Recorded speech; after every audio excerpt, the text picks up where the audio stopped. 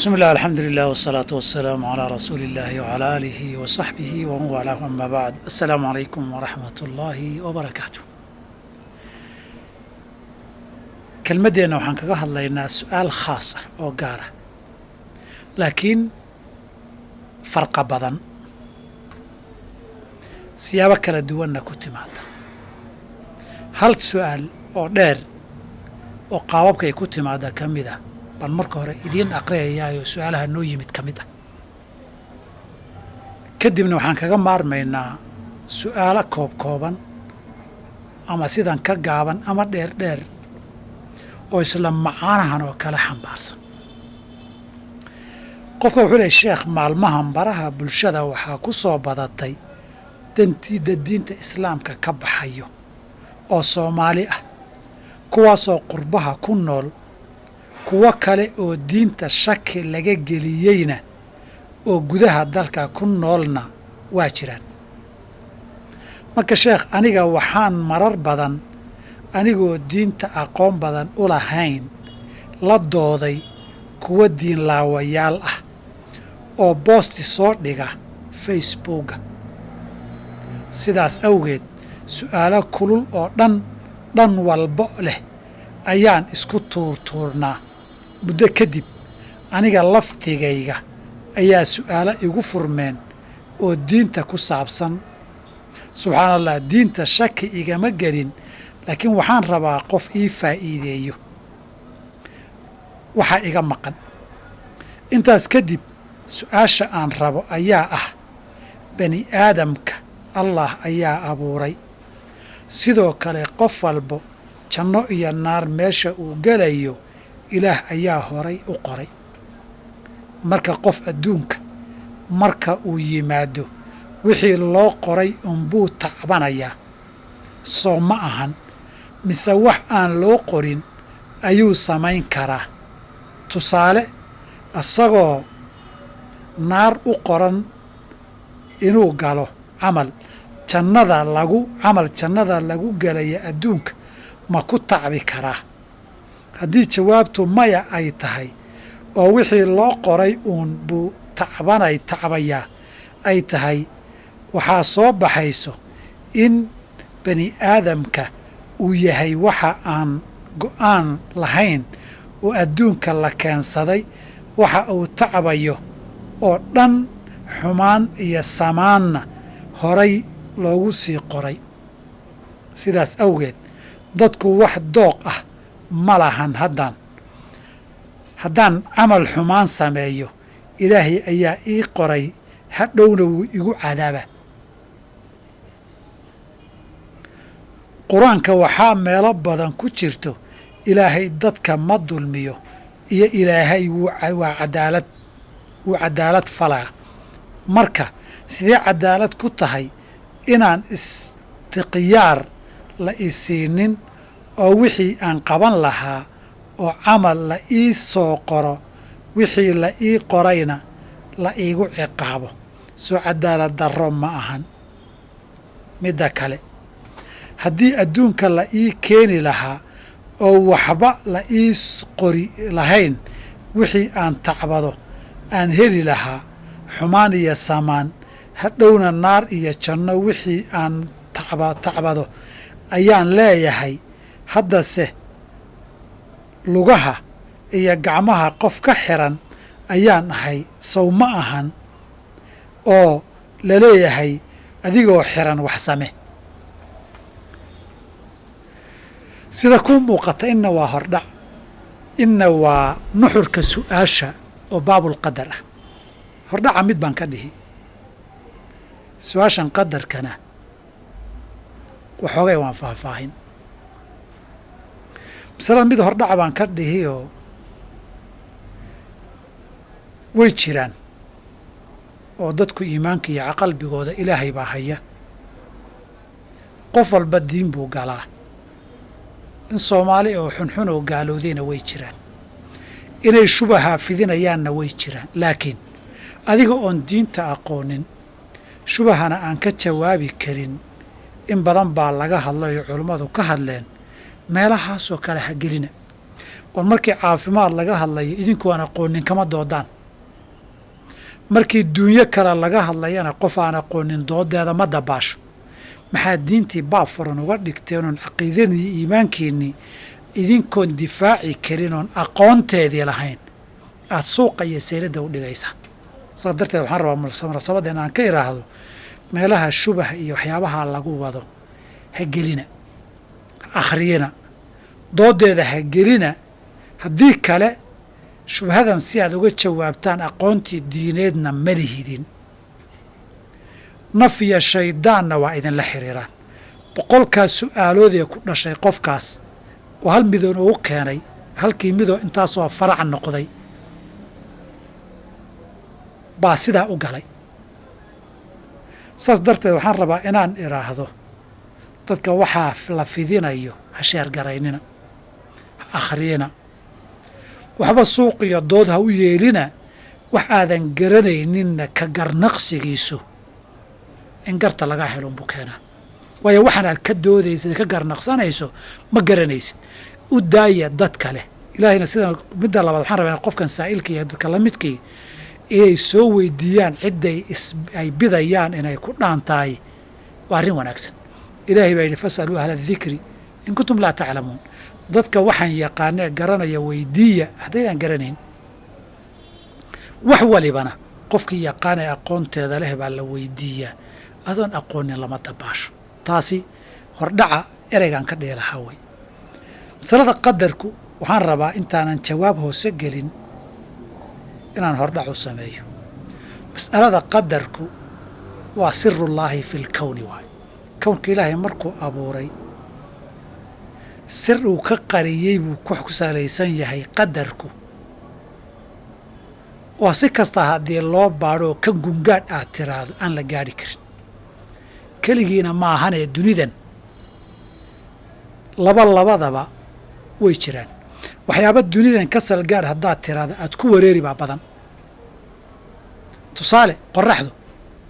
waa iftiinkaa ilayskaa socda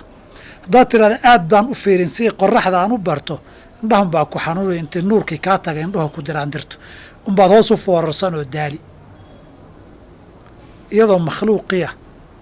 baa iftiinkeedaa iyo intaa kora maahane aadan hoos u geli karin baabulqadar waxay culummadeennu yidhaahdaan sirullaahi fii khalqihi waay wixii ilaahay dadka khalqiga ka qariyeyna aduu waan baadhi haddaad tiraahdo aqli kasta lahow aqoon kasta lahow waaduun ku lumi dad badanoo ummadihii inaga horreeyey ahaa oo qaar diinta yaqiinna ay ku jireen oo dad adkiye cuqalo ahaa baa intay baabulqadar galeen bay ku jahwareereen baabulqadar wuxuu ka mid yahay waxyaabaha soomaalida maahmaahdooda ay ku rumoobayso midho barde duuduub baa loo liqaa haddaad kala fadhfadho ood kala dildillaaciso waxbaa dhaqdhaqaaqaysaa od ilaahay kolba inu tuurayso baad ibar baxaysaa qadarka rumayntiisuna arkaanta iimaankay ka mid tahay oo haddii aadan rumaynin iimaankaagu ma ansaxayo uma baahnid marka meel aadan salkeeda gaadhi karin inaad isku tuurto waan moolin aad tiraahdo hortaana laga soo caagay mid waad og tahay adduunkan ilaahay inuu abuuray isagoo suu rabana u soconayo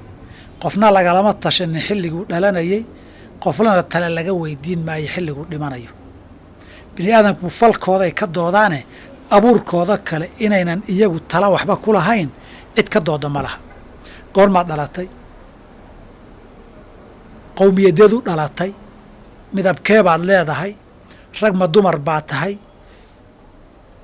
kalarkaaga iyo midabkaagu muxuu yahay qof inaga midoo doortay ma jiro goormaad dhiman qof doortay ma jiraan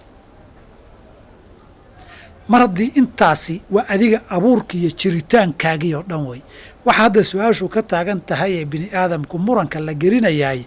waxa aad samaynaysa wey haddii habeenkiiyo maalintan iyo cirka iyo dhulkan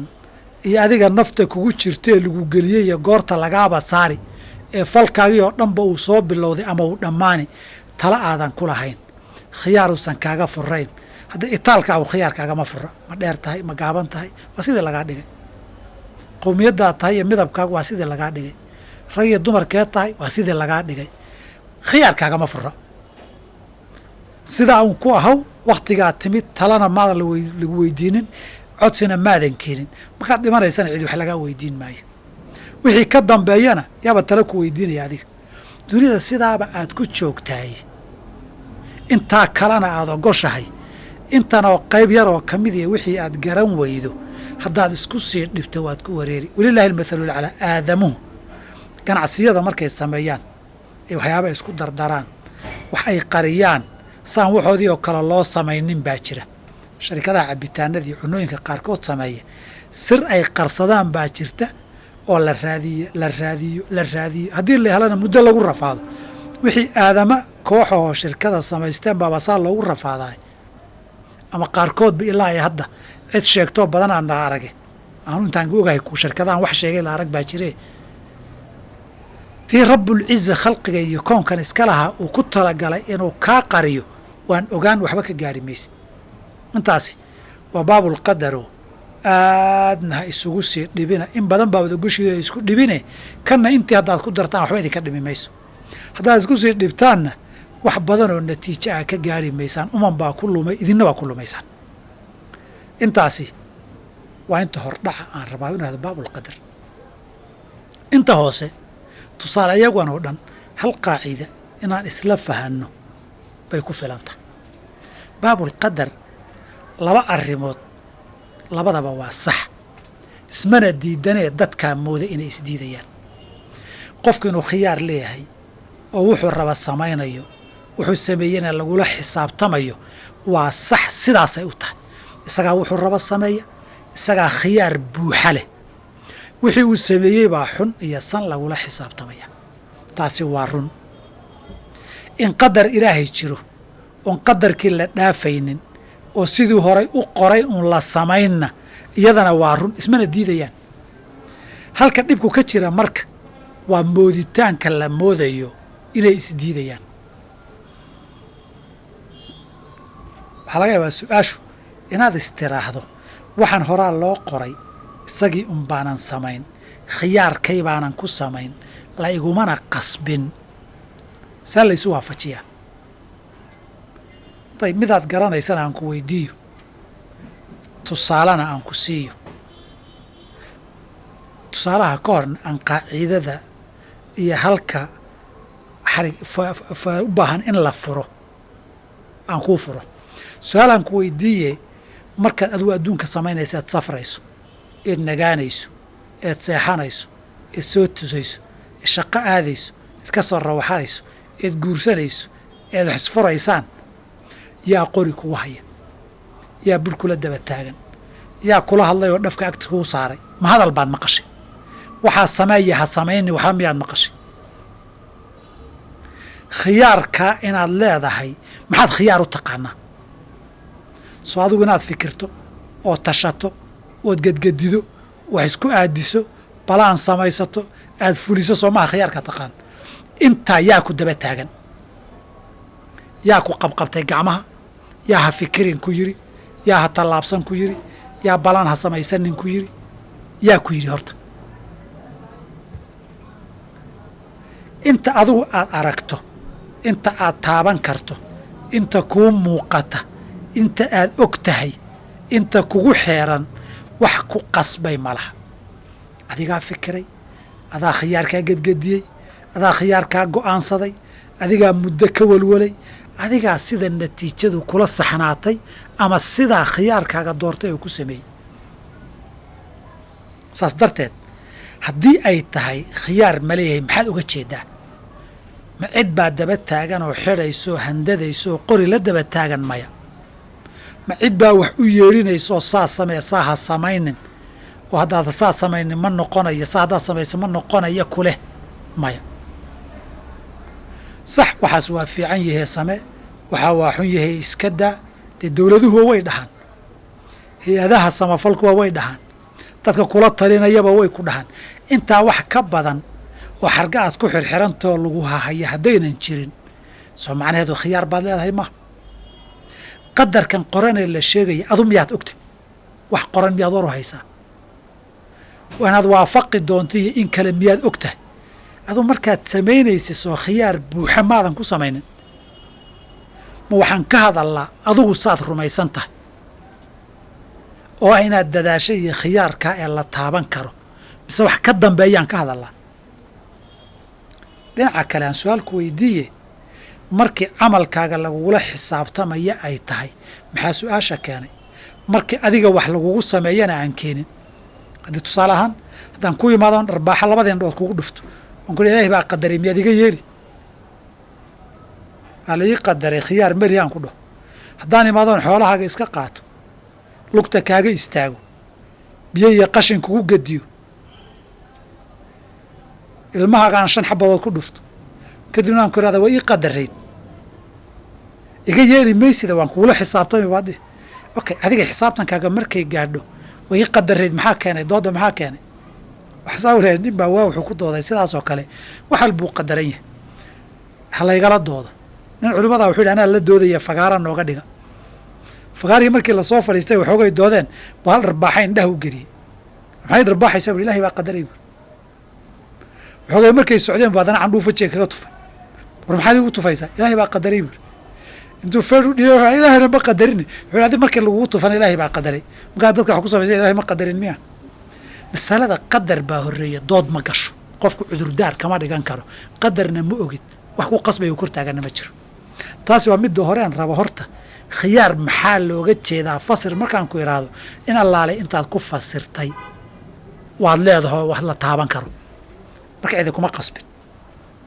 masalada meesha taalla xukun nuxurkeedu maxay tahay tusaalayaasha intaana gelin nuxurkeedu waa mas'alatul cilmi waaye saa darteed baabulqadar asaas lafdhabar waxaa u ah aliimaanu bicilmi illaahi alkaamil ilaahay wax walba inuu og yahay suu yahayna wuu og yahay wax ka qarsoonoo yar iyo weynna uusan jirin yaclamu maa fi asamaawaati wamaa fi alard wuxuu og yahay maa tagiidu alarxaamu wamaa tasdaadu khaa'inata alacyuni wamaa tukfi asuduur caliimun bidaati asuduuri weeye qad axaata bikulli shayin cilman weeye wamaa tasqutu min waraqatin ilaa yaclamuha walaa xabatin fii dulumaati alardi walaa ratbin walaa yaabisin ilaa huwa fii kitaab mubiin waay marka aan rumayno ilaahay cilmigiisu waxay soo dhacay iyo waxa dhacaya iyo waxa dhici doona iyo mid walba waktiga iyo siduu u dhici doono dhan waa og yahay markaan idhaahno inta kale qadarku waa sahl halkaa haddaan shaki kaaga jirin wad inta aad rumaysan tahay ilaahay markuu ogaa waxa dhacay iyo waxa dhacaya iyo waxa dhici doona intii uu ogaa buu qoray intii uu ogaa baana dhici ilaahay wuxuu ogaa hal tusaalaan soo qaata inaad guursataa rabtaa qof raga ama dumaraa haasaawo idin dhex maray ilaahay wuxuu horey u sii ogaa in haasaawaha idin dhex marayo inta jeere uu dhacayo inta hadaleed isdhahaysaan natiijada inta ay wakhti qaadanayso inta qaab aad u fikirayso inta aad tashi samaynayso intaad wax isku aadinayso muddadaa dhexdeeda waxa dhacaya la xiriirayoo dhan kadib go'aanka aad qaadan doonto intaba waa sii ogaa go'aankaas markaad qaadata kadib ku dhaqaaqaagaa isku daygaaduu ogaa waxaad mari doontuu ogaa inaad ka noqon doonto iyo inaad wadi doontuu ogaa intiibuu horey u sii qoray qoraalkani wuxuu farac ka yahay cilmigii uu ogaa saas darteed haddaad qirtay ilaahay wax walba inuu og yahay suu u yahayna u og yahay haddee siday u dhici lahayd buu ogaayay u dhici doontaa asagoon kuu qasbin asagoo kuu qasbin bay si u dhici doontaa tusaale walilahi almathalu laclaa laba tusaale aan ku siiyo masaladu masalatulcilmi inay tahay iyo masalatul'ikraah iyo qasab inaynan ahayn oo sidii u dhici maysana ilaahay wax ma oga ay ka dhigan tahay way u dhacaysaana ilaahay cilmigiisaa kaamil ay ka dhigan tahay aan laba tusaale ku siiyo qof baa xanuunsaday jiro iyo cudur culus baa hayey dhakhtar baan geynay aan aqoon iyo khibrad bidaynay wuu baadhay wuxuuna siiyey natiijo ah qofkani muddo intaa la eg buu noolaan karaa intaas kadib ma noolaan karo dabcan aqoon buu inooga sheekeeyey inay intaa u dhacayso laakiin isagaa dilaya oo qasbaya maaha qofkii haddii uu wakhtigii ku dhinto ma dhakhtarkaa dilay? dhakhtarku ma dilin. maxaynu dhahaynaa dhakhtarku wax waa aqoon fiican buu lahaayoo si fiican buu wax u qiimeeyey, laakiin isagaa dilay dhihi mayno. waxay astaan u tahay dhakhtarkani cilmi iyo macrifo inuu u lahaa wuxuu ka hadlayay. hadduu qofkii waktigii ku dhiman waayo maxaan dhahaynaa waxba ma garanaynin. masalada masalatulcilmi waaye. marka cilmigiisaa naaqis ahaa. hadduu cilmigiisu kaamil yahay ma qaldameen wey, siduu sheegay noqon lahayd. tusaale labaad, haddaan injineerkeenna guri oo gurigii intuu dhismihii qiimeeya uu yidhahda intaasoo san uu dhisnaan karaa, kadib ma dhisnaan karo, oo waktiguu sheegay uu ku dumo gurigii, ma injineerkii iyo muhandiskaa dumiyey? jawaabtu waa maya. hadduu ku dumay maxay astaan u tahay? aqoon fiican injineerku wuxuu ka hadlayay inuu lahaa. hadduu dumi waayana inuusan garanayn. hadduu dumana waxaan dhahayna wallahi injineerkaas aqoon fiican buu lahaa, laakiin injineerkaa dumiyey oo qasbay ma aha, laakiin siduu sheegay bay noqotay. hadduu dumi waayana waxaan dhahaynaa injineerku ma yaqaano, aqoontiisaa kala dhinayd. marka mas'aladii jahli baan u celinay ee cilmi maynan celinin. tusaale saddexdaan ku siiyo. haddaad ii timaado oo tiraahdo qof hebel baan arrintaa ugu socdaa, inaan kala hadlaan rabaa, qaaraan ka soo qaad. anigana waxaad ii bidaysay inaan qofka si fiican u aqaan, oon ku idhaahday hebel iska daa, waxba ku siin maayo, wuu ku caayay, iska daa. oo tiraahdo intaad iga diiddo aad tiraahdo waan tijaabin. hadduu qofkii intuu kuu diido ku soo caayo, ma anigaa qasbay inuu ku caayo, ku caysiiyey? may. waxaad dhihi ninku ninka waa yaqiinay, si fiican buu u yaqiinay baad dhihi. masaladii maxaad u celisay? cilmi iyo aqoon baad u celisay. haddii uu ninkii ku soo dhoweeyo qaaraan fiican ku soo siiyana maxaad dhihi? waxa muusan aqoonin baad dhihi, uu ka been sheegay. masaladii maxaad u celisay? jahli iyo aqoon la'aan, inay sidii noqon weydo. saddexdan tusaale waxaan uga jeedaa inaad ila fahanto wixii saasay noqon doontaa la yidhaahdo, oo fayl iyo recording laga sameeyo, oo meel lagu sii qoro. haddii sidii ay u dhacdana cilmi iyo aqoon bay tilmaamaysaa, hadday u dhici weydana aqoon la'aan bay tilmaamaysaa. masalatulqasab iyo ikraah ma aha. masaladaa markii basharka ay ahayd bay ahaydee, markii allah aan u noqonno jahli iyo aqoon la'aan meesha maba taalloo waxaan soo hormarnay wax walba say tahay buu ogyahay. kadib maxaa ka dhalanaya? say tahay bay u dhici. sababtoo cilmiga ilaahay naqsi ma galo. marka mas'alada haddii aad taa tiraahda ma dhici karto, sidii basharkii cilmigiisu waa naaqis. masaladu marka maxay u noqotay? mar haddaad rumaysay cilmiga ilaahay ee kaamil ee wax walba wuu og yahay oo soo socda say u dhacayaan, sidaasuu qoray, sidii bay u dhacayaan, kumana qasbin. uma dhacayaan waxay ka dhigan tahay oo loo diidan yahay naqsul cilmi iyo jahli baa lagu tilmaamayaa. horeyna waxaan caqiidada iyo iimaanka oga mid dhignay cilmigiisu inuu kaamil yahoon meel laba naqsi ka soo gelin. kan basharkana wuxuu u dhici waayey, cilmigoodaa naqsi geli karaa. saas darteed wixii ilaahay cilmigiisu kahaa ee uu horay u qoray cilmigiisii baa dhacayo, wax ka duwan dhici maayo. adna laguma qasbine khiyaarkaabaad ku samaysay. cilmigii saabiqa ahaa ee qadarnaana maadaama uu kaamil ahaa, adigana sidii baad u samaysay, lagugumana qasbin. wabillahi tawfiiq.